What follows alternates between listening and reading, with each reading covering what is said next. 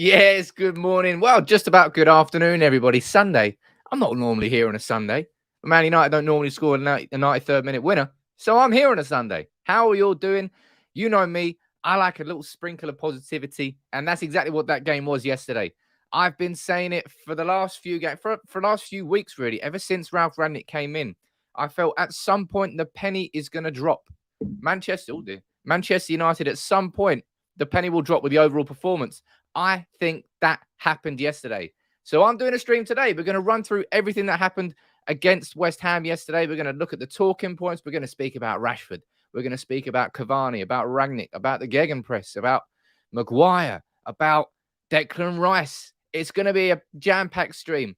And I hope you all join in. I hope you all you woke up feeling pretty chipper today. Only reason I'm not hungover is because I've stopped drinking for a while, which is kind of handy. Otherwise, this would be a horrible stream to do. But how are you all doing? What was your reaction to that amazing last minute winner? Look, it's been some strange reaction to it, which I will get into. But for me, there is no better drug in football as a football fan than a last minute winner. It is the single best thing that we can do. But how are you all doing? I can see Sigga, you're joining. Sigga Ross. I do like a bit of Sigga Ross, actually. Joining on Facebook.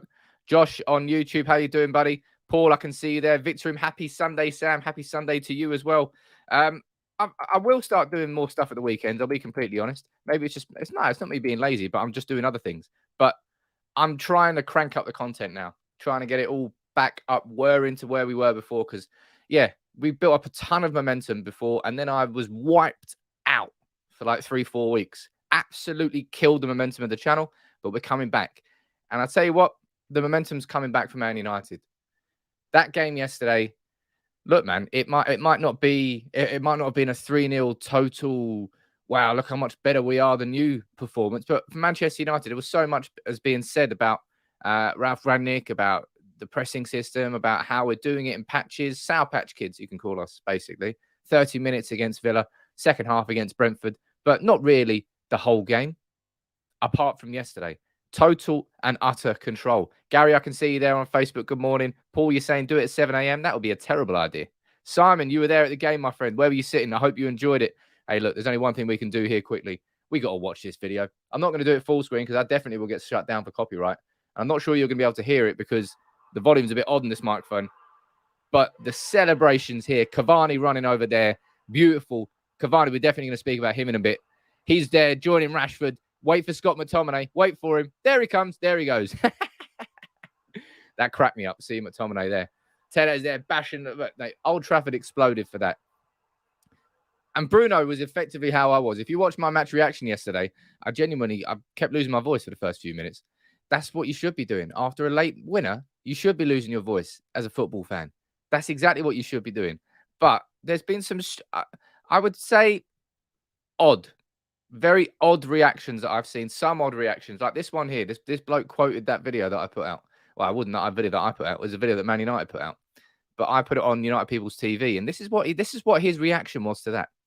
I started supporting this club way before any of those players came here. This is not what I want. What I was supporting, what this club is about, celebrating fucking 4th place like it is a World Cup final. You won't see City players doing that. Bayern's, Real Madrid ones, and the bloke's actually got some serious engagement. And I just want to say, mate, if that's not for you, then football's not for you, my friend. If you can't, in isolation, celebrate a last-minute winner and the bedlam that comes with it, then football is not for you. It is the single greatest emotion, the explosion of emotion that happens as a football fan. Everything's built up. You're so frustrated. Yesterday, we dominated the whole game. We dominated the whole game, and I'm going to get into that in a little bit more detail soon. But to not enjoy that moment and to try and say, what are you celebrating 4th place for? You're a fucking idiot. And there's no other way I can describe that. That yesterday was great. It was the culmination, I would say, of a lot of hard work from Ralf Rangnick, a lot of hard work from some of the players, and certainly not all the players. But it's good to see United dominating a whole game, isn't it? It's good to see United do it from the first whistle to the last whistle. And the only reason we got that winner because we kept going and we kept going and going and going. Hey, I loved it. and I'm sure tons of you did. Jibak, I can see you left a comment here, my friend. Let me read this out for you. We would have people cribbing about United not winning the Champions League, even after we finally win a Premier League and celebrate. Move on and protect your sanity, Sam. Absolutely, sir. You're preaching to the choir here. It's odd. It's really, really odd, man. There is nothing. I mean, winning titles, of course, that's better, but there's nothing better in the moment than than having a game that's so tight, it's on the edge, the nerves. It's because you're sat on the precipice. You're so close to frustration and a 0-0 draw, and how bad that is. And at the last possible moment, it turns into a win. The last kick of the game, it turns into a win, and everything that you were fearing just gets buried under this like release. It's fucking brilliant, man. I absolutely love it. And Marcus Rashford is the king of the goon. That's what I'm going to call him, the king of the goon. Why am I saying that? Because Marcus Rashford has delivered more last-minute winners than any other Manchester United player in Premier League history. 4 winners he's had after the 90th minute. Hull, I remember that one.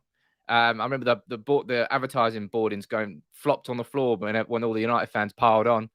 Bournemouth, Wolves, West Ham.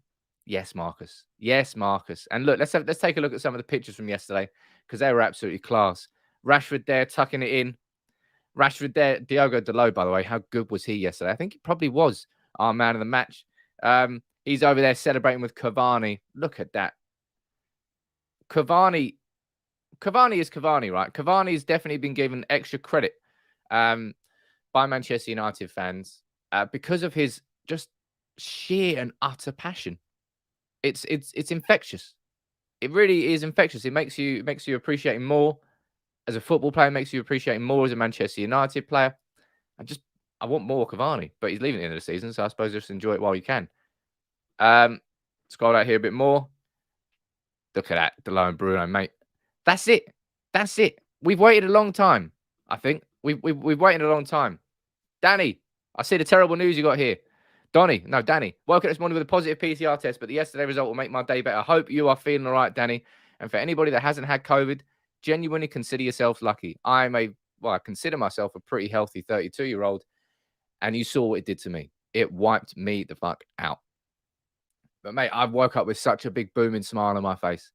A big booming smile on my face because as you know by now, here on United People's TV, I'm not someone who thrives on negativity. It's not my style. It never will be my style. I'm somebody who thrives on positivity, who thrives on trying to take a look ahead to where I want Manchester United to be and seeing steps that we're taking there and focusing on them. I could come here and say, I'm sure I could spin some negative yesterday. And I will speak about the negatives because it wasn't a flawless performance. It wasn't a perfect performance, but it was the culmination of these last few games under Ralf Rangnick, basically every game under Rangnick, just bits and bobs, parts of games, purple patch, then terrible. But yesterday, from the first to the last whistle, we went for it and we were playing like a team. We were pressing like a team.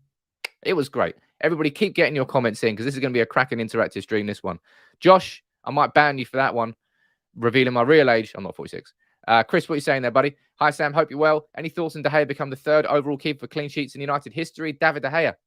Hey, it's really nice to watch a game of football, and sorry, Dave, but not see De Gea at all. For the last, what have you got? Last couple of games, Brentford, definitely. Villa, part of it. We always seem to watch Manchester United and just watch a De Gea highlight reel of all the saves he's bloody made. And as great as he is, you don't want to see that. It's an indication that your team is not controlling a football game. And that didn't happen yesterday. I think the first shot on target was from Antonio in like the 72nd minute. And by the way, right, this was West Ham.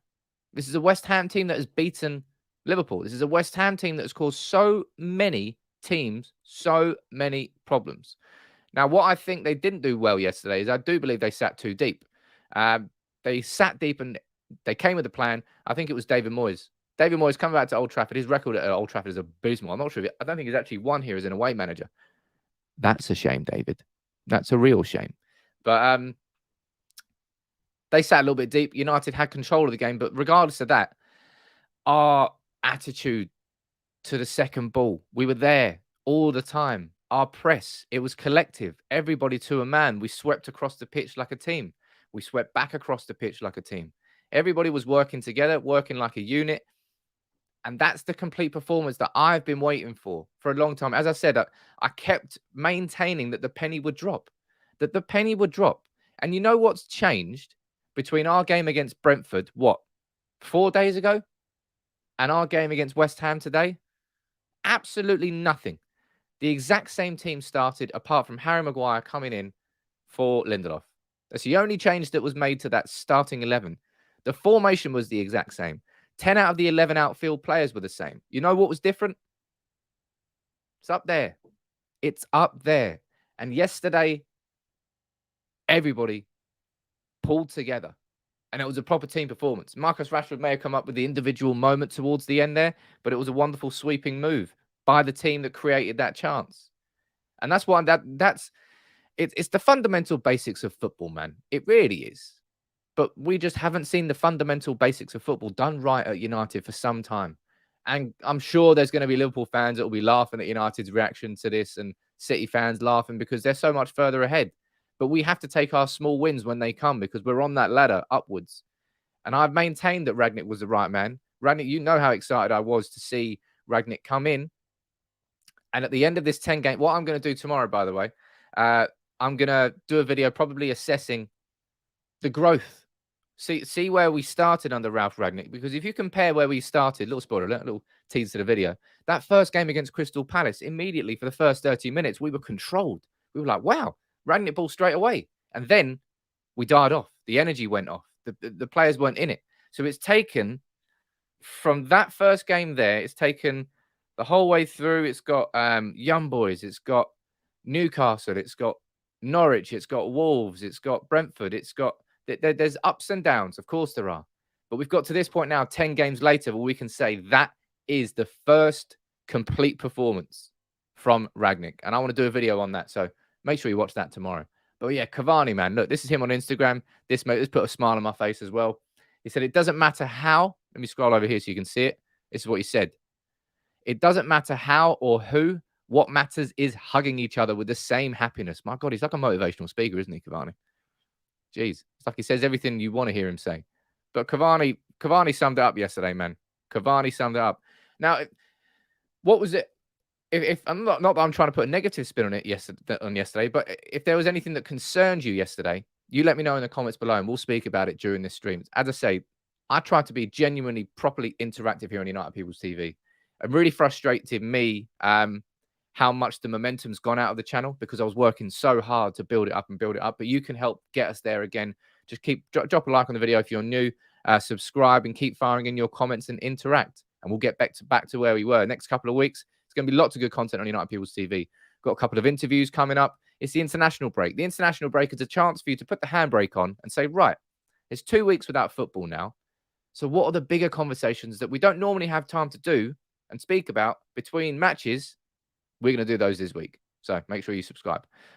Simon, you're saying it was definitely was a change of mentality. Great mindset. Was a great team performance. Yeah, man. I spoke in my match reaction yesterday, and for the life of me, there wasn't an obvious man of the match. And I don't think that's a natural criticism to everybody saying that nobody played well, but collectively, and this is something I've been saying for a while as well, actually, maybe not to you guys on here, but I said, typically with Manchester United, when it comes to wins, what we normally have seen is a collection of like 2 out of 10 performances, a couple of 5s, 1 7, and then like a straight 9 out of 10 or a 10 out of 10 performance from somebody that takes us to that win. It wasn't an overall team collective performance, but somebody's talent, individual, has taken us there. Yesterday was I think you could give everybody yesterday a 7 out of 10. Maybe there were a couple that didn't go up to that level. Maybe there were a couple that were better than that. But I think you can give pretty much everyone a 7 out of 10. And that's why yesterday was such a team performance. That's why there wasn't a gaping weakness anywhere. That's why there wasn't a hole in our defense anywhere. Our midfield, Declan Rice played very well. And you're damn right I'm going to speak about Declan Rice in this video. But I would rather see every single week a collection of 7 out of 10s from everybody, rather than a few 4 out of 10s and one 10 out of 10. Yesterday was a team performance. People think we were winning every game under Fergie 5-0. Petco, Fergie was the king of 1-0 at one point. Absolutely king of 1-0. And what is that, the fourth clean sheet under Rangnick? He certainly got us defensively a lot stronger. That is for sure. Chris, you say You're saying Greenwood's selfishness is next level. I'm going to be speaking about that. Don't worry about that. Rego, you're saying it was a long time that we didn't lose control over the game. I can't remember the last time that we had that element of control from the first to the 90th minute. Warren, what are you saying here, buddy? Refreshing to hear that Rangnick is still not happy with the performance in some areas, whereas other managers will say otherwise. I'll get onto that now then. Why not? I was going to speak about that next. Where is it? Here we go. So Rangnick, you can see by the name of the title, and you saw how happy Rangnick was. A big smile on his face. Of course, there's a big smile on his face. He's seen his team finally execute the control that he has wanted since day one. It's taken a long time for that to come in, but clearly there were bigger issues than just tactical or starting 11 or squad issues, X, Y, Z. There were big mentality differences and changes that had to happen, and it did happen. But this is what Rangnick said after the game there. As was said in the comments there by, I think it was Rego, he's saying, look, Rangnick wasn't completely happy. He wasn't. He said defensively, I would say, yes, that was Manchester United's most controlled performance. We didn't allow them too many chances, and it was not easy against him. I'm still not quite happy the way we play in possession of the ball. This will have to be the next steps. That's exactly what you want to hear from a Manchester United manager. And that, because it's exactly that. He'll now be going into training. I think the players are getting a couple of days off. I think Maguire, Rashford, and Delo have all gone to Dubai. So imagine they're getting like a 48-hour wind down before they come back in training. But yeah, we weren't that good in possession yesterday. We had a lot of. It felt a little bit like Van Gaal ball at certain points, didn't it? You know, under Van Gaal, we had so much possession, but you get to the edge of the box and the team's just sitting deep. You're like, crap, we don't know what we're doing. And then the team started getting frustrated and started pumping shots in from really random places. I was like, what are you shooting for? And again, Rangnick here, he spoke about that. He said, physically, it was a great performance. We didn't always find the right solutions in possession of the ball, though, especially in the final third of the game. But the way we played defensively after playing 3 days ago, I was really impressed by the team. And that's a really important point that he's making there. Because United, we were frustrated, weren't we? West Ham was sitting quite a lot of the time with 10 behind the ball. And then whenever they wanted to counter-attack, they went up to Jarrod Bowen. By the way, Jarrod Bowen's a very good player, isn't he? You watch him play the ball with the ball at his feet. You can see why West Ham fans enjoy watching Jarrod Bowen play. Sort of player that you feel something's going to come from, if you know what I mean. Decent player. Declan Rice, though, definitely their man of the match yesterday. But we didn't find the right solutions. Too often we were frustrated. We were dropping deep, but we didn't let that affect us too much. Because as soon as it went back to West Ham, we were pressing correctly. Everybody was pressing smartly. It wasn't. There was no chaos yesterday from Bruno Fernandes. There was no chaos from Fred. It was just measured. It was controlled. It was like the players really knew what they were doing, how far they needed to go, and when they needed to pull back. It was just yeah, man. It was a high IQ.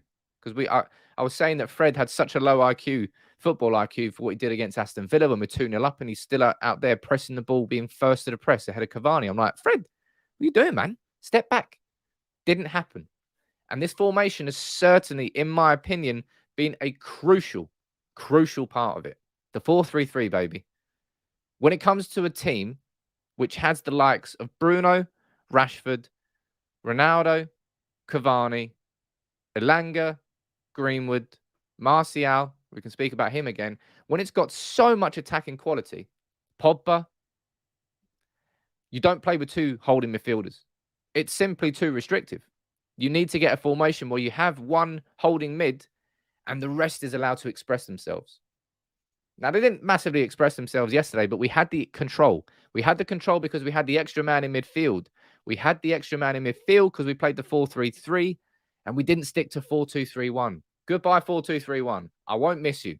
4-3-3. I've been wanting it for a long time. Yesterday, McTominay, I thought the midfield played well. I thought McTominay played better against Brentford than he did against West Ham, but he was far more involved against Brentford than he was against West Ham. It was just a good measure in midfield for Manchester United. And Declan Rice, as I said, I'm going to be speaking about Declan Rice, and we're definitely going to be speaking about midfield signings. We've got 8 days left, baby, until the transfer window closes.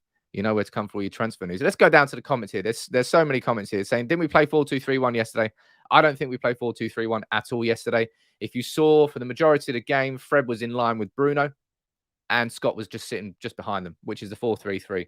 I'm sure that changed at points. I mean, hell, towards the end of the game, and let's give credit to Ralf Rangnick for this again, we switched to a 4-2-4. 10 minutes to go.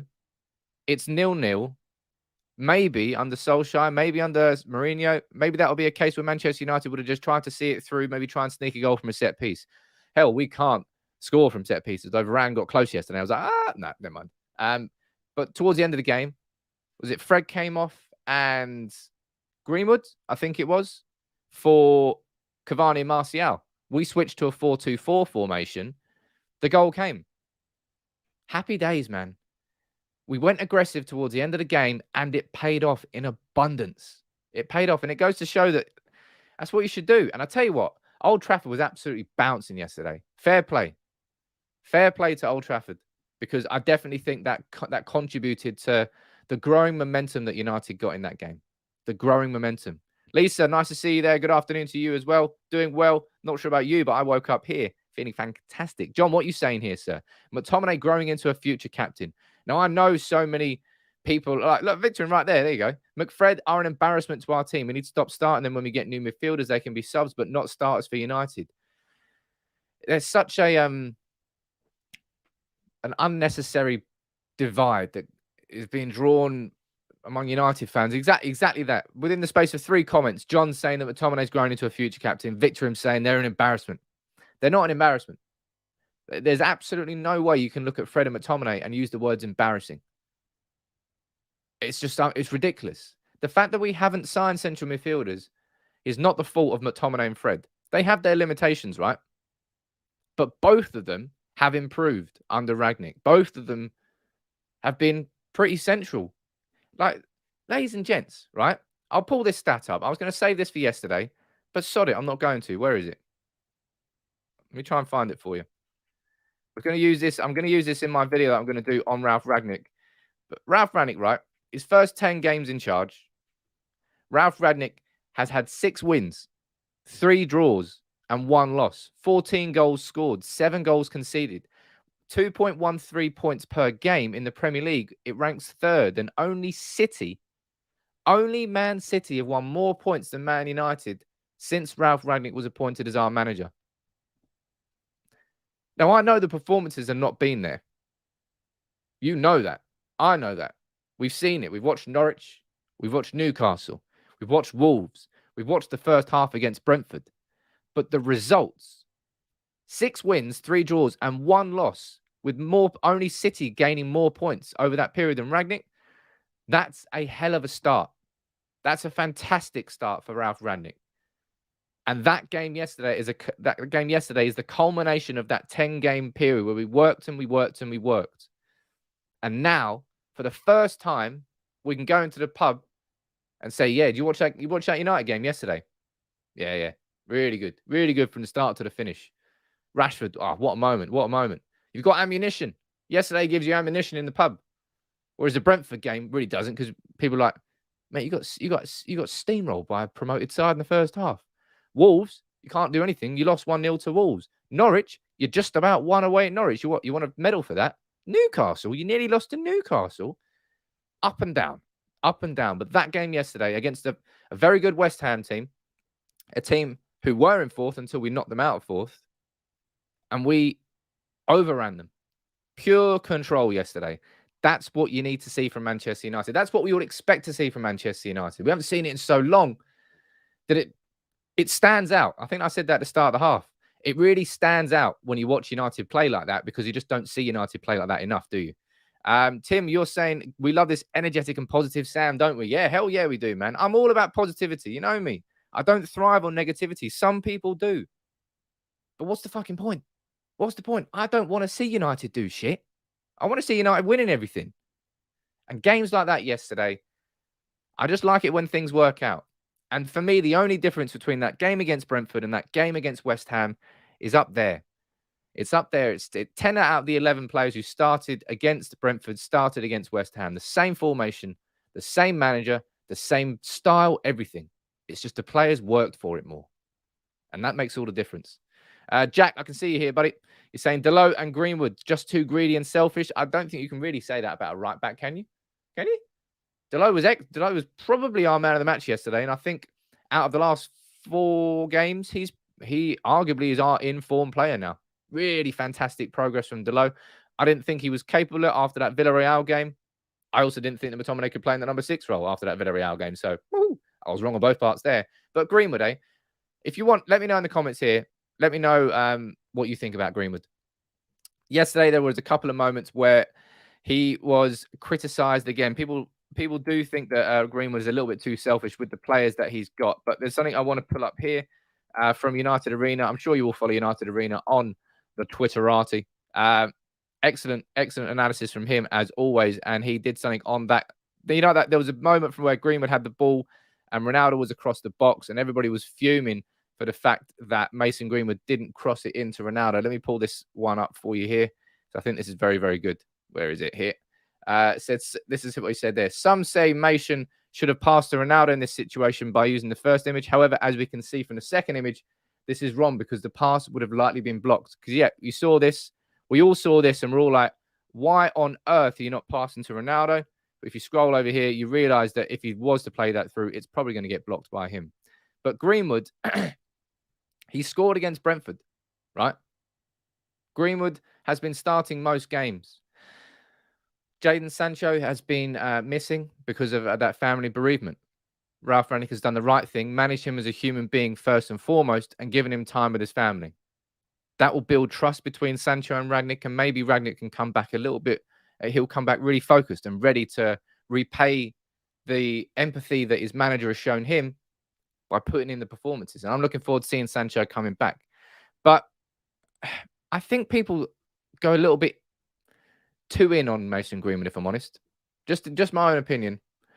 I want my strikers to be greedy, right? I want my attackers to be greedy. To a point, right? Of course, to a point. Because, yeah, you might be looking at this and go saying, Sam, yeah, okay, right. He might have been blocked to Ronaldo, but why didn't he just pull it back to Bruno? And I don't necessarily think that's completely greediness. I just think his decision-making isn't perfect yet. And would I expect a 19-year-old's decision-making to be perfect yet? No. Will I go hard and heavy on the criticism of Mason Greenwood, who at the age of 9, is he 20 now actually? He just turned 20, didn't he? Mason Greenwood. Yeah, he just turned 20 in October. I remember that. I'm not going to go too hard and heavy on Greenwood. He will grow into being one of he already is, man. And I appreciate that people don't feel his decision making is always right, but I would hesitate to say to people, calm it down with the Greenwood criticism. Seriously, for me, he looks better than Rashford did when he came through the academy. He looks better than I'm trying to remember who came through the academy and impressed me more than he did. I'm not sure, but Mason Greenwood is 20 years old. He is, according to the stats, according to how we know it, 7 years away from his peak as a football player. 27. Is that still considered the peak? I think it is. So there's still 7 years of growth to come from Mason Greenwood, right? Don't worry about it. If he's making the wrong decisions now, that's fine. Are we still winning? Yes. Is he still scoring? Yes. And remember Mason Greenwood at the start of the season as well, right? Was it the start of this season? I think it was. Let me look. Geez, I can't even remember what happened at the start of the season now. Okay. I think I'm right. The start of this season, I'm pretty sure Mason Greenwood scored 3 or 4 important goals in every game, didn't he? Let's have a look. Oh my God, where have I gone back to? August, September. Yeah, I was right. There we go. You want to talk about Mason Greenwood? Cool. Let's talk about Mason Greenwood then. Let me pull these stats up for you. This is Manchester United's fixtures at the start of the season. It's become so... I've bloody forgotten about it already. But look, Southampton, who scored that goal? In a game where Manchester United were really struggling away at Southampton, who came up with the equaliser? Oh, that was Mason Greenwood. Okay, Manchester United were playing pretty average away at Wolves, weren't we? Oh, we won 1-0. Who scored that one? Oh, Mason Greenwood. I'm pretty sure he scored in the first game as well. Mason Greenwood started this season off in blistering form. Mason Greenwood is going to go up and down and up and down, like Marcus Rashford. But I would say Mason Greenwood's got a higher ceiling than Rashford does, even though Rashford's still top draw. So in my opinion, I think people are going in too harsh on Greenwood. Let me go down here and see what you're saying, though. Look at the difference between Greenwood and Foden. Phil is way above. Yeah, he is. Phil Foden, I would say, The word generation was used a lot, but Phil Foden's a hell of an exciting player. And he's forced his way into an England setup which is stacked. So stacked. You've got Foden, you've got Sterling, you've got Grealish, you've got Bukayo Saka. Then you've got Greenwood, who's not even getting a sniff at the moment. Jeez, this England team is so spoiled. John, you're saying excellent. I agree, Sam. He's looking excellent. Can beat a man easily. He's creating a lot of chances. And Bogdan, you're saying he's a wide player and has to create chances, not only finish them. And you're saying Mason has an amazing future, although in comparison to some of his peers, his progression has slowed quite a bit. Now, that's a very fair comment. I do believe that Mason, he has plateaued a little bit. Certainly from the start of the season I think that's subconsciously embedded in a lot of United fans' minds. Because of how great he was at the start of the season, we're all now watching Mason now and going, he was better at the start of the season. Therefore, his growth has slowed. But he started off the season in such incredible form that it's the sort of unsustainable form. But my own opinion on this Greenwood situation is, I think the criticism is overly harsh from a lot of people. I think Mason Greenwood's fantastic, has been fantastic for United this season. Fantastic's a bit strong. At points, he's been fantastic. But the kid's 20, all right? The kid is 7 years off being the complete player in his prime and his peak. Chill a bit. Yeah, his decision-making is not incredible. Neither is Rashford's. Everyone's going to have weaknesses in the game that are going to get ironed out. But Greenwood's still helping with the shape of our team. He's not playing 90 minutes every single game. It's not as if he's completely bang out of form. I would just say, just park a little bit of that criticism. Speaking of criticism, there was one player who certainly got criticism yesterday before he kicked the ball. And the question is, absolutely yes. I'll marry everybody. I mean, I've already got one failed marriage. I may as well make two of them. Hi, Adam Partridge, not Alan Partridge. Hi, Sam. Good to see you, mate. What manager would you like to see next at United? Adam, you know the answer to that there, sir. That is Eric Ten Hag. And you're saying Foden is the barometer, but he's in a settled structure. And that's a huge, huge part of it. I keep saying this, people. Players are symptomatic of the clubs they exist in.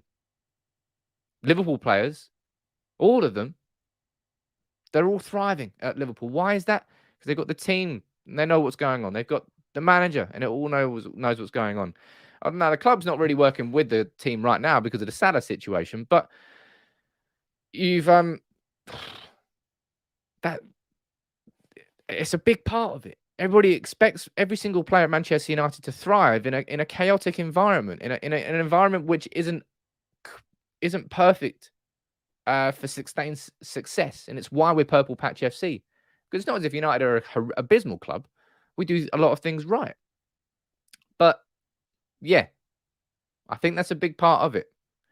And it's something I maintain a stand by the whole time. Players go in and out of form, and they're far more likely to go in and out of form on a bigger scale at a club which is in turmoil, at a club which is still restructuring, refining, and rebuilding. And Manchester United currently have an interim manager, and we don't know who our next manager is going to be. So we're still in and out. We're still in and out at the moment. And of course, the form will be that as well. Go here. There's a comment here from Sonny saying, Sam, I want Ralf to stay in the club for one more year as a coach. Well, Sonny, I think we'll have that conversation later in the season. I don't think we should have that conversation now in January. We jumped too early with Solskjaer and gave him that contract after Paris. Let's not jump too early now and say, Ralf, we need him at the end of the season. Let's have a conversation in April and see what happens. Or maybe March time, because I think by April, we probably know who our next boss is. Jibak, what are you saying there, sir? Young players are expected to be limited on the mental side of their game. Mason technically is incredible. The mental side comes with experience. Absolutely spot on comment there, my friend. He really is technically incredible. You watch Mason with the ball at his feet. You don't know whether he's going to go on his left foot or whether he's going to go on his right foot, whether he's going to cut back, go inside, shoot. He can do it all. Naturally, he can do it all. But being able to harness those talents is the mental progression of the game, of becoming a professional footballer in the most intense environment in the world. Manchester United, one of the hardest clubs to be successful at. Mason's learning that. And of course, he's going to make mistakes along the way. He's going to make wrong decisions along the way. But am I going to throw him under the bus and say Mason should be dropped completely for that being greedy? Hell no, man. Hell no. I will not say that. You can. I don't think so. Let's have a look down here. Alex Ferguson. What are you doing here, Alex? Sir Alex, by the way. You've got to change your username. I hope this 2-week break will give Ralf the quality time he needs to get the system sorted. In my opinion, Fergie, The system was sorted against West Ham. And let's be honest, I think this international break now has come at a wrong time for United. After that second half, we've had 1.5 games of total control. The second half against Brentford, that game against West Ham. Finally, the pennies dropped. 2 weeks without football. Fantastic. Great news. So let's go down here. Sam, do you think Martial should stay until the end of the season? Says Ricky. Or Ricky. I'm going to call you Ricky. Well, this was my next talking point, sir. Martial came on yesterday, and as I said, before he kicked the ball, he was booed. Not by everybody in Old Trafford, but by certain parts of Old Trafford. What was your reaction to that, ladies and gents? This is clearly a touchy subject right now with Manchester United fans, with me, with you. I'm sure. Well, if you're the same as me, anyway, it's definitely a touchy subject. But Martial came on yesterday, and this is something I've absolutely maintained here on the channel, and I will repeat it for people who love to use the word agenda and spread it like it's some sort of false propaganda. An agenda is when you are so blinded by Nigel Farage. He's got a huge agenda for his own politics. And if he doesn't line up with his own politics, he'll just dismiss everything else like it doesn't exist. Martial, I want him to leave the club. I want him to leave. You don't want to play for Manchester United. Your agents come out and said you don't want to play for United. Then I want you to leave Manchester United. That's my opinion. And that's completely fair. But does that mean that I can't come on this channel now and praise Martial for how he played yesterday? Hell fucking no, it doesn't. And that's the difference between having an opinion, and understanding what an agenda is. If I had an agenda against Martial, there's no way I could compliment him. I'd be like, I don't care what he does on the pitch. I want him to leave the club. That will be poor. That will be tunnel vision. Yesterday, Martial came on. We switched to a 4-2-4, and Martial helped with United's overall performance in that last 10 minutes. And Ralf Rangnick, he praised him for it. I think this is what he said. He said the way he trained and played when he came on today showed his professionalism I expect from everybody. So that's come full bloody circle, isn't it? In the space of a few days, all of a sudden, Rangnick is now pointing towards Martial and saying, that's the professionalism I want. Because it was a situation where, Martial wants it out of the club, but instead he came on and he put in a shift. It wasn't incredible yesterday, but Martial certainly helped Manchester United. And that's what I'm saying. I don't have an agenda against Martial. I don't have an agenda against Pogba. I don't have an agenda against Maguire, who I will praise in a minute as well. I'm a realist. I understand and see what's going on in front of me, and I will criticize where it's due, and I will praise where it is Drew. And let's go up here and read a few of your comments. Ralph put him in his place. Ralph put in his place, made to bring Martial back by the owners. Absolute joke, says Zippy Penguin. Now, I know you're not the only one who's going to think that as well and feel that as well, but I think United might just realize, said, shit, the contract we've given Martial is so big that no one's going to pay his wages, and we're not prepared to pay for him to play for someone else. Ralph, fix the relationship. I think that's definitely part of it. It's when you harbor negativity for a player due to non-footballing reasons. Oh, come on, Shade. In fact, you're going to get muted for that. User in a timeout. You come out here trying to spread shit that doesn't exist. Our feed is in. Let's go up here. Blah, blah, blah, blah. I definitely was surprised, says Matt, see Martial come on, but it's good to see he's professional and still gave everything. Yeah, man. I think he did well. I think he really did well. And it helped United. And if Martial can do it, Jesus, everybody should be able to do it. This is a guy who's not played a minute under Ralf Rangnick, I don't think. I think that was the first time he played under him. He wants out of the club. He hasn't played a minute under him. Clearly unhappy. And even he can come on for the last 10 minutes and do that. What's the excuses of everybody else? People are like, no, I didn't mute him for giving a definition. It's not giving a definition. He's accusing me of something that I'm not doing. And it's something that for some reason I keep having to defend myself. And you know what? I don't need to defend myself. Not anymore. Right, let's skip on to next. I swear to God, people, if you want, I know you can. If you want to go negativity and arguments, pop on over to the United stand. You're more than welcome over there. You're not going to find that sort of engagement here on United People's TV. It's not my style. You can try and throw some nibbles out if you want. I'm not going to bite. Sorry, peeps. I'm above that. But look, speaking about yesterday and speaking about what is going on next at Manchester United? We need a midfielder. We know we need a midfielder. And I tell you what midfielder needs Manchester United. Declan Rice. Declan Rice was basically putting some lipstick on and flirting with us yesterday. I was loving it, he said. Every time I come to Old Trafford, I've always said it's one of my favourite places to play. It's an amazing stadium. Woo, Declan, mate. You may as well just buy a house in Deansgate, mate. Come on. Just buy a house there. Look, Declan Rice yesterday was, let's be honest, fantastic. I think Declan Rice was quite easily West Ham's best player, which is a bit of a weird thing to say in a game which effectively they did lose. They lost 1-0. But inside that midfield, Declan Rice, yeah, man. Really, I've been so impressed by Declan Rice all season long. And yesterday was a game which he just impressed me even more so.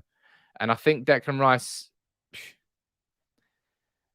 I don't think Manchester United will go and sign him, right? I don't think I just think he's going to be too much because his stock has risen even further from last season. And if he was going to be 100 million after the Euros for Manchester United, after the season he's had this year with West Ham, how much do you think Declan Rice would cost? Honestly, like probably gut instinct, what do you think Declan Rice would cost? Whether it's actually no, just for Manchester United, because you know it's going to be a different price for everyone else. And a quick comment here from Ant saying, you know what got me the most yesterday, Sam? Cavani's reaction to Rashford scoring. A man who clearly has taken Rashford under his wing, and I love him for it. Cavani celebrates like he scored the goal, like it was his 93rd minute winner. And that's what makes him such an infectious character, man. It's what makes people like him so much. But let's go down here. And I'm going to see what you think about Declan Rice. We've got to have a conversation about how much you think he's going to be. Let's see what you're thinking in the comments. Andy, you're saying 120 mil. Chris, you agree 120. Nikos, you're saying Bellingham or Rice 100 mil. Victor, you're saying 80 to 100. West Ham want 100 plus. Go down here and say, what was that one there? United need Declan Rice. Rice was a tirelessly running Matic last night. That's a very good explanation. Not for 100 mil. Let me see what else we've got. 150, says Craig O'Connor. Wow. 140, says Ali. 120 probably for us and 80 mils for anyone else. And JJ, you're saying Rice will still be 100 mil, losing a year in his contract. That's a fair point. He's lost a year in the contract, but he certainly is a far more complete player at this point than he was. If you compare his progress, and it's something that not that many players who play for England at Euro 2020 can say.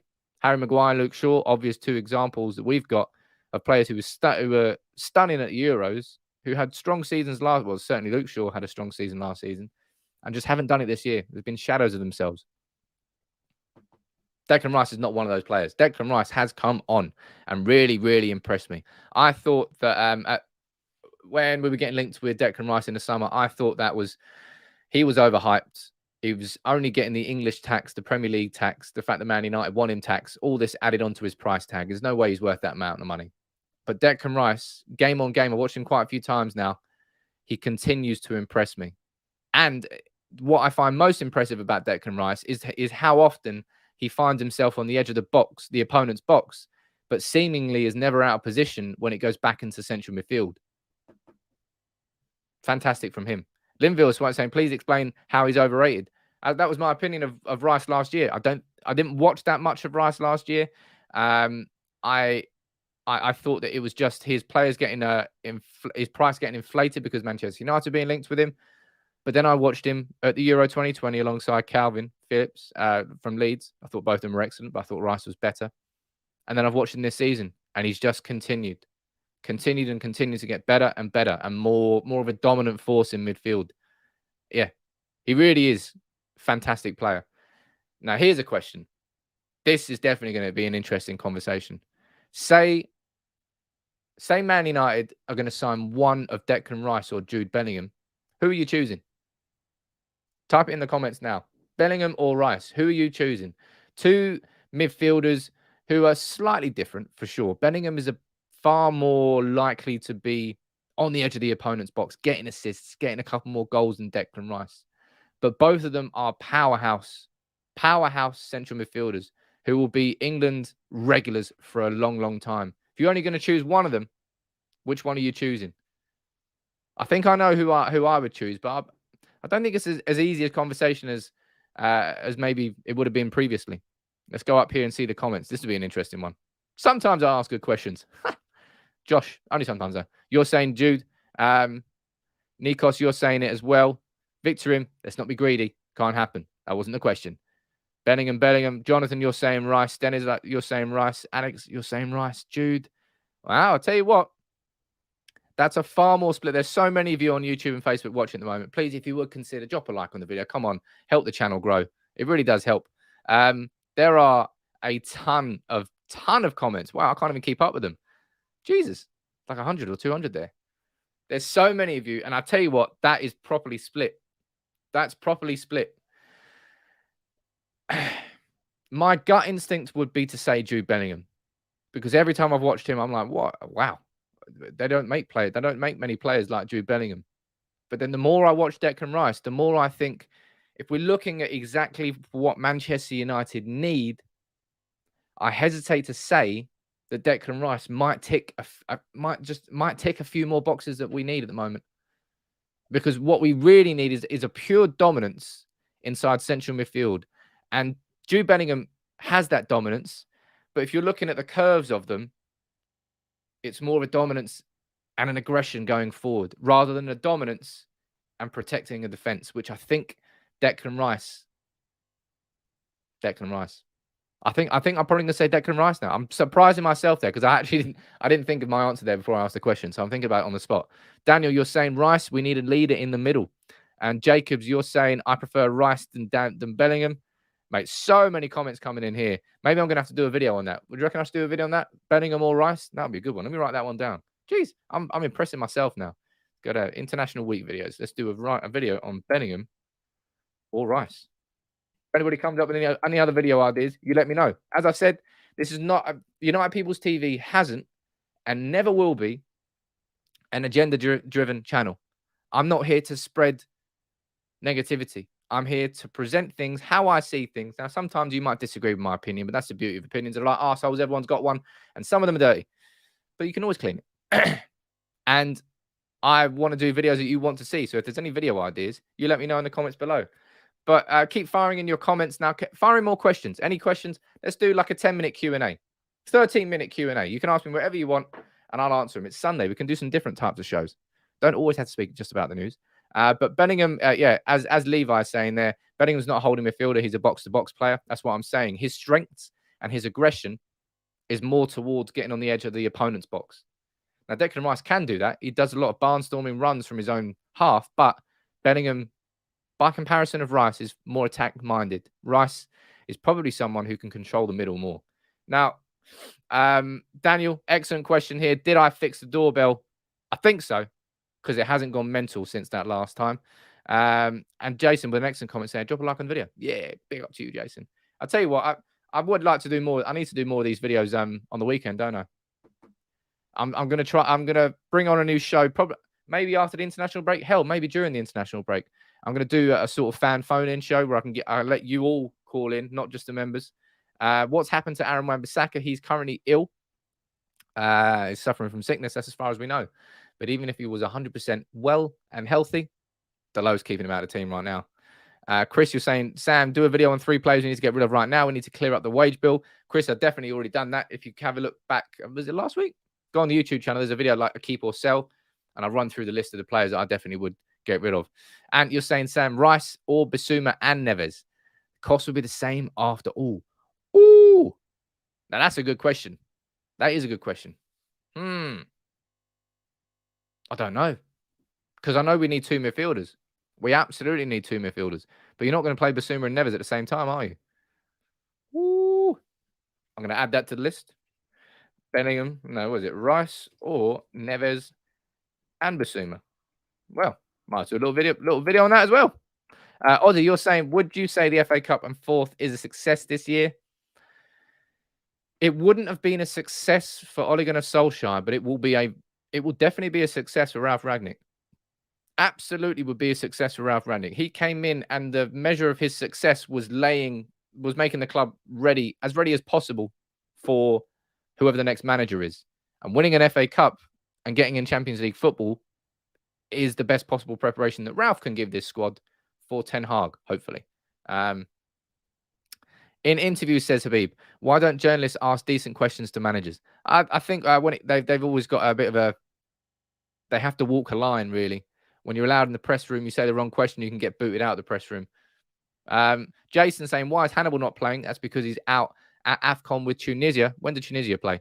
He actually gave a comment today about saying how he turned down playing for France and he went to Tunisia, and he's made the kids, what is he, 19, 18, Hannibal? And he's saying, look, I'm happy that I'm an inspiration for younger people to, you know, go back to their roots in Africa and remember where your parents came from. That's effectively what he's saying as to why he went back to Tunisia. And he hopes that more people do it. Ali, how you doing, Ali? Saying, Sam, has Man United turned a corner? What do you think?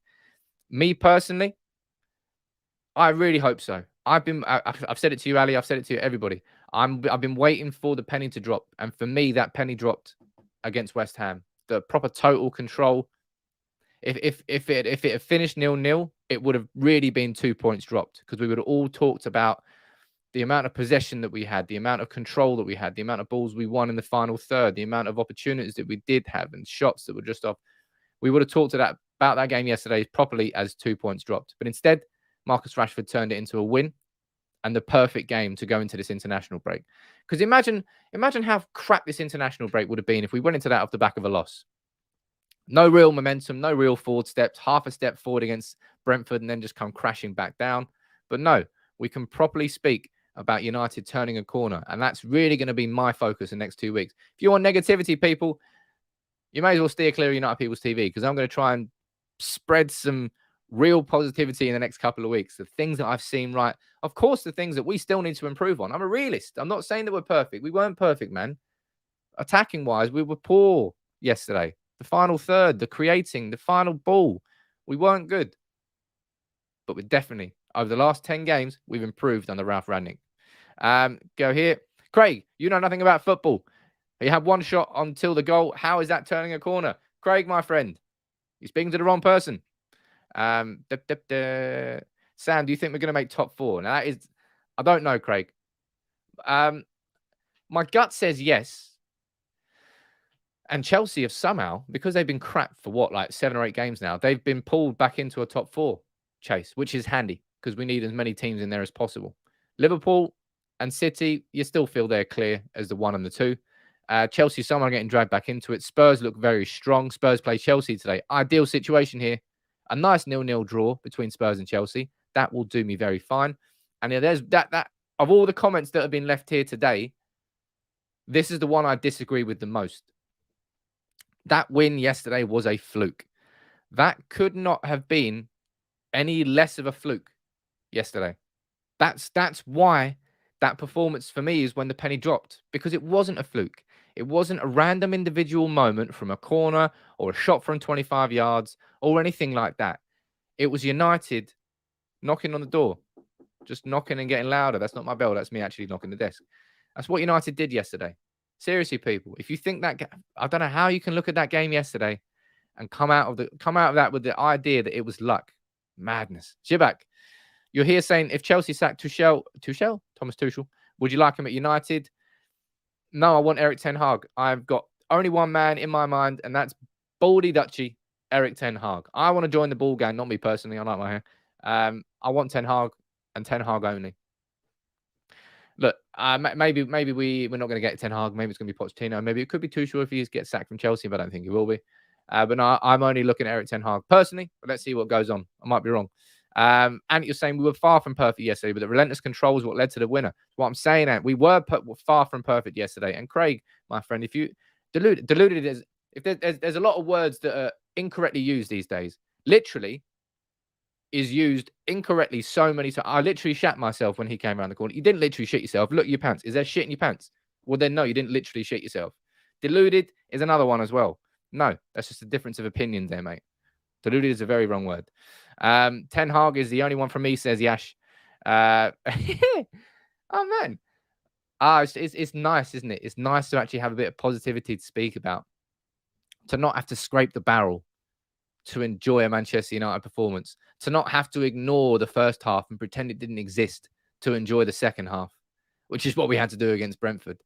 There against West Ham, probably the best team we've played under Ralf Rangnick, I think. Unless I'm forgetting a game. No, I'm pretty sure it's the best team. Happy days, man. Happy days indeed. And that, John, you're saying, Sam, it was definitely a fluke goal. I'm not sure how you can consider the goal. We've got the pass from Telles into Ronaldo to Martial to Ronaldo, I think, to Cavani across to Rashford. What's that? 6, 7, 8 passes that we linked up, and that's a fluke. Come on, people. Come on, people. Let's not be silly. Let's not be silly. Danny, you're saying that last minute goal put a tear in my eye. Should all embrace it and not just look at the negatives. It was a blast from the past and the passion. I agree with you, Daniel, but that's not the reason why it was such a good moment yesterday. I'm not sitting there going, it reminds me of the Halcyon days of United of old. This is a United of now. This is a habit that we've had. We have scored a lot of late winners in the last 2 years. A lot of late goals, man, that have been important, that have changed the scope of the game. But that's it. Nick, nice to see you there, buddy. I haven't seen you in a while. Where have you been hiding? You need to join as a member. Get you in the member gang. Nick saying we at least controlled a game for almost 90 minutes. I don't think we controlled it for almost 90 minutes, Nick. I think we controlled that game for the full 90 minutes. I didn't really feel threatened by West Ham at any. There was 2 points, I think, that United were threatened by West Ham. One was the corner that Soucek got a flick on. I think it was the 86th minute. He flicked a header across the box, and I was like, oh, no. But no, he didn't go in. I can't remember what the other one. Sam, that was a very good goal, simple tapping. Hey, they called it the sweaty goal on FIFA. And the only reason you can make a sweaty goal is because your passing is excellent, and you make it as simple as possible for an attacker to knock it into an empty net because you've moved the ball around quickly enough and fast enough that a defense hasn't had to react. And Smodgy, that is a really interesting. What does it say? Smodgy. Why is everyone so negative? I don't know why. People are trying to, honestly, people, what you're doing. I don't know why you're trying to get a negative thought at all from that game yesterday. Why? I'm genuinely curious here. Why would you try and pull a negative out of that game yesterday? Shit me, it's been crap watching United for ages. Finally, you watch a game. Well, we control it. Sure, it's frustrating because we're not scoring goals, but we watched United control a game for 90 minutes. We watched Ralf Rangnick put on 2 strikers and us switch to a 4-2-4 for the last 10 minutes. Instead of being happy with the 0-0, our manager switched to a 4-2-4. We have 4 strikers on the pitch. And what happened? We got a 93rd minute winner. That is something that should be putting a smile on your face. That's something that should make you think, you know what? Maybe something is coming around the corner. Maybe something is better. Because this squad is good enough to be better, much better. And in terms of where it is in the table, shouldn't be there. But it's odd, man. Maybe people enjoy the negative. Maybe some fans enjoy the negativity. I don't. I'm bored of it. I want to see United lifting silverware. And then some United fans will be like, oh, the only thing you can celebrate is a trophy. Man, you must have been bored as hell during the treble season until right at the end then. But I wasn't. I was loving every game that United won. Every goal that went in. Even though I was only 10. I was still enjoying it. I was going to say, wondering what Sam was going to say if we ended up with a draw. Jack, you know exactly what I was going to say. I was going to say exactly how some of you are still feeling despite that goal going in. That we did have all that quality and control, but we didn't have that attacking threat. What was happening with our attackers?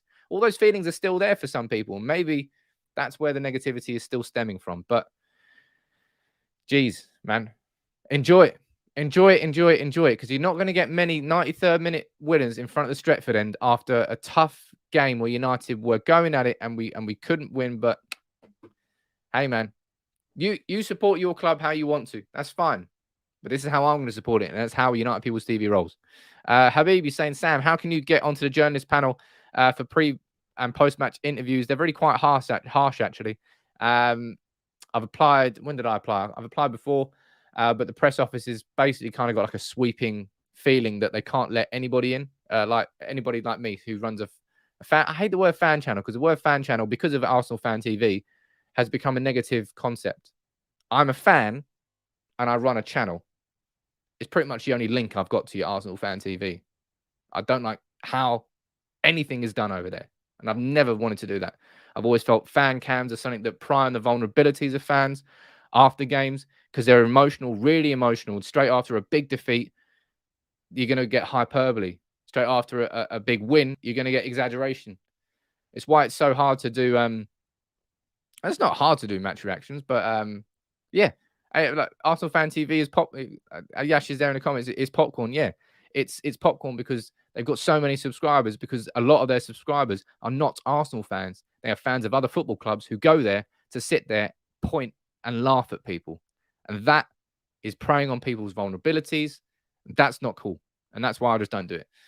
Save the Jungle there saying it was an epic win yesterday. Yeah, man, it was an epic win yesterday. I enjoyed it. Cool, man. Happy days. Who's next? I think is it Middlesbrough? Man United results. Fixtures, sorry. Let's have a look. Let's see what we've got coming after the international break. Let's pull these up here for everybody. One second here. Go over here. Uvi, look, I'll read this one out. You rarely pick Facebook comments, Sam. I do sometimes. Sam Haidara Neves is way ahead and experienced than Rice, and they should come at a third of the price.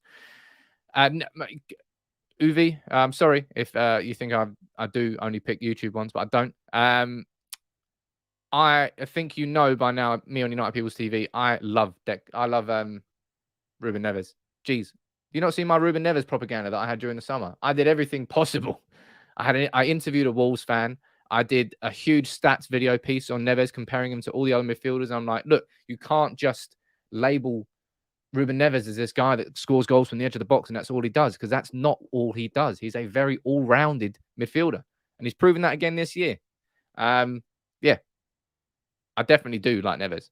Absolutely. We're looking at who we're playing when we come back. Look at this. Manchester United still. We're in such a kind set of fixtures. It has been a kind set of fixtures for a long time. We've got Borough in the FA Cup. We've got bottom of the league, Burnley away. We've got Southampton at home. Then we've got Leeds away. And then it starts from that point. It starts to really crank up. Leeds away, Atletico Madrid away, Watford at home, City away, Spurs at home, Atletico Madrid at home, Liverpool away, Leicester at home, Everton away. Woo! Woo! That's going to be tricky. But United, the next 4 games, you've got to be looking at them and looking at 3 wins and nothing but 3 wins. Abe's World, you're saying Neves is a central midfielder, not a CDM. Yep, he's not. Absolutely. He normally plays in a midfield 2 alongside João Moutinho. And at the time, Manchester United were playing 4-2-3-1. And when Rangnick came in, we were playing a 4-2-2. Maybe right now, Neves wouldn't suit coming into that McTominay role. But McTominay's not a holding midfielder. And let's be honest, he's doing pretty well there at the moment.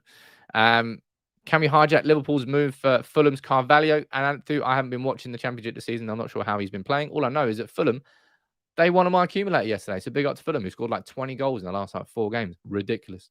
We need a CDM, says Delaney, Basuma, or Ndidi. You're not the only one there. Chris Reed on Facebook, by the way. Over on Facebook. There's a Facebook comment. For sure, Neves is good, but he's about 30. Also feel Rice is better, slightly better player, and has age on his side.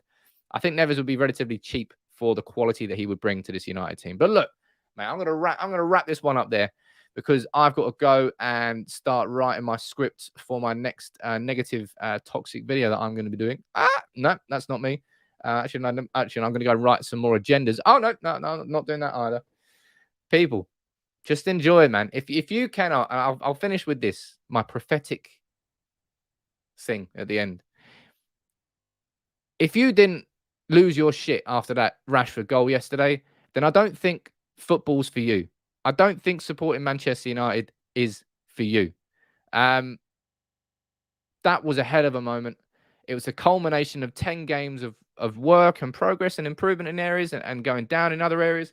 But shit me, man, if you can't enjoy that game yesterday, I swear, go and start watching rugby league. Go and start watching snooker or darts, because seriously, it's not for you. And by the way, who's saying that Ruben Neves is 30? For some reason, Ruben Neves looks like he's an uncle with 4 kids. He's not. He's 24. And he's also born on the 13th of March. Big up. My birthday as well. But look, I hope you enjoy yourself. I hope you enjoy your Sunday. Nice little random Sunday stream here. I want to start doing more videos like this. I want to start getting more engaging with you guys and girls, being more interactive. I'm going to do some call-ins at some point soon. I'm going to start cranking up the member content. No joke. Let's just enjoy it, man. Have a cracking Sunday. Hopefully, we can all watch Chelsea and Spurs go for a 4-4 draw with 2 injuries per team. I wouldn't wish an injury on any rival. Hopefully, they can drop 2 points because both of them are now in range. Top 4 is well on here. Enjoy yourself. Make sure you please drop a like on the video and subscribe to United People's TV. But go back and watch that Rashford goal again. And if you didn't enjoy it, don't support United. Seriously.